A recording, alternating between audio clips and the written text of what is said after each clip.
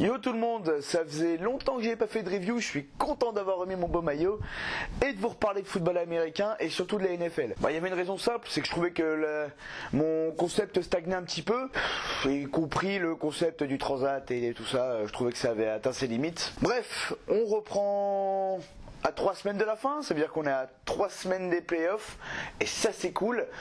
On fait un petit bilan, la review est de retour, let's go! Et on commence par l'AFC avec les deux équipes qui ne joueraient pas la première semaine des playoffs.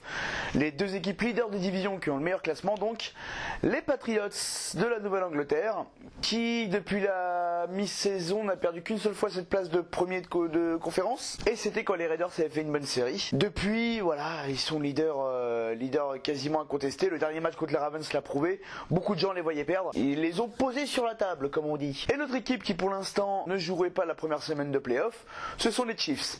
Mais les Chiefs c'est particulier parce qu'ils sont dans une division de psychopathes cette année. On a les Chiefs, les Raiders et les Broncos. Pour l'instant, à 3 semaines de la fin, les 3 équipes sont qualifiées en playoff. Il faut se dire qu'ils sont à des bilans de 10-3, 10-3 et 8-5, sachant qu'ils sont affrontés entre eux. Donc voilà, les défaites sont entre eux qui les ont faites, et les victoires aussi. Donc ça veut dire que leur niveau moyen et au-dessus. Et un bilan comme celui des Broncos à 8-5, mais en affrontant les Raiders et les Chiefs, son bilan à 8-5 vaut largement autant qu'un bilan à 10-3 de ses deux prédécesseurs. Pour l'instant, les Broncos affronteraient les Steelers, qui ont eu un coup de moins bien vraiment en milieu de saison, mais qui là sont bien repris. Et ils sont sur une 4 victoires, une défaite la série, donc c'est vraiment impressionnant. Les adversaires sont un peu moins forts aussi, et ils s'imposent de plus en plus. Et puis Big Ben est en playoff, et quand Big Ben est en playoff, les bagues sont jamais très loin. Et les derniers qualifiés pour l'instant, ce sont les Texans, le leader de la division la plus faible, qui a un petit bilan comparé aux autres. Mais bon, voilà, c'est la règle. Tant qu'on gagne sa division, on va en playoff et on reçoit le premier match en playoff. Donc derrière, pour l'instant à la chasse, vous avez les Dolphins, qui est la deuxième équipe de la division des Patriots, qui fait vraiment une belle saison.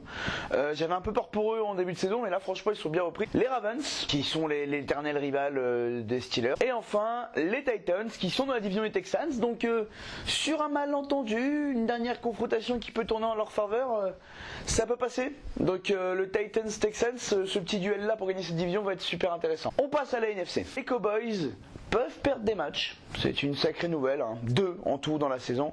La team America cette année fait peur parce que c'est très puissant. Quand on a une ligne offensive à ce point balèze et une défense contre la passe et contre la course cumulée aussi forte, on ne peut rêver que d'une bague. Et pour l'instant, l'équipe qui joue pas le premier tour des playoffs côté de la NFC, ce sont donc les Lions de Détroit.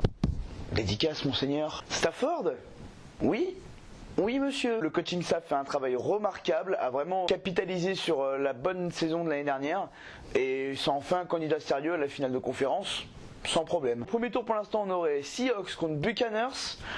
Vu la forme des Seahawks en cette fin de saison, je donne pas cher de Tampa Bay, mais bon, les Buccaneers restent une équipe costaud. S'ils arrivent à résister à la puissance de cette force de frappe et à maintenir Wilson, à le mettre sous pression parce qu'il est capable de craquer, il n'y a pas de raison que les Buccaneers n'y croient pas, même si je vois vraiment en théorie Seattle au-dessus. Et enfin, Falcons contre Giants. Les Falcons, Matt Ryan fait une saison de MVP, réellement. Et les Giants, bon ben pour ceux qui ne le savent pas, les Giants quand ils vont en playoff, ils vont au bout. Odell Beckham est le joueur le plus chaud bouillant de la ligue. S'ils passent le premier tour des playoffs qu'ils vont, voilà, ils sont capables de tout et Eli Manning en playoff c'est légendaire. Derrière, qui a encore vraiment une chance, Redskins, Vikings, Cardinals, Packers.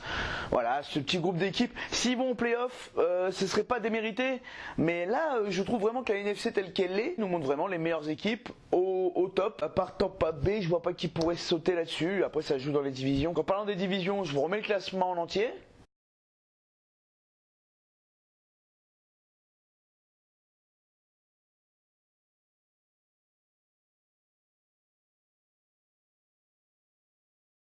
Et je vous mets donc le Playoff Pictures en entier, que vous puissiez bien en profiter.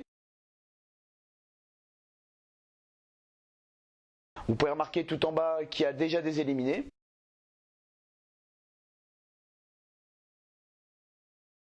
Ça m'a fait plaisir de vous reparler de NFL, vous avez vu que c'était moins humoristique qu'avant, mais il me semblait que c'était bien de faire un peu de synthèse de temps en temps. Je vous fais des bisous, et évidemment, Des cœurs avec les doigts.